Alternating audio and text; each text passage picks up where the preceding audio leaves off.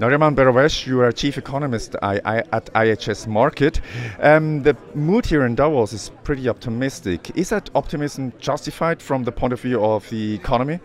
The answer is yes, it's justified, because what we have now is a very broad-based recovery in the global economy. Not only is the US doing well or Germany doing well, but you got the whole Eurozone doing much better than it has in a long time. Japan is doing well, some big emerging markets like Brazil and Russia out of recession, so it's a very broad-based recovery, so it's not surprising that everybody's feeling optimistic about what's going on.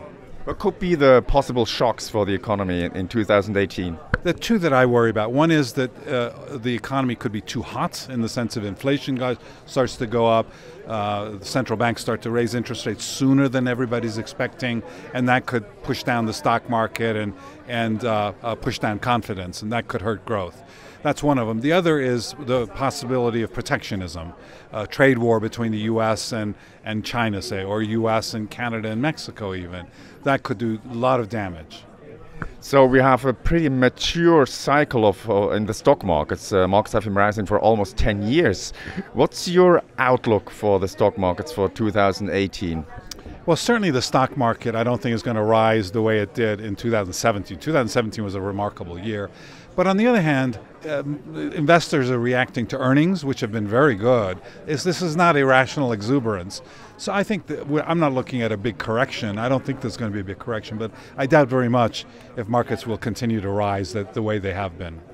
So corrections and shocks for the stock markets, crashes, they come mostly unexpected. So this is not to be expected for this year. That's correct. I think 2018, both in terms of the economy and the stock market, should be pretty good without any serious problems. So President Donald Trump will hold a speech here on Friday afternoon at 2 p.m. What do you expect he will say? I think he'll talk a lot about how well the U.S. economy is doing. He'll take credit for it, although he deserves maybe a little bit, not all the credit. He will try to reach across and maybe provide a tone of compromise a little bit, although still sort of reinforcing the fact that it's America first, but still with maybe a little room for compromise, a little room for cooperation.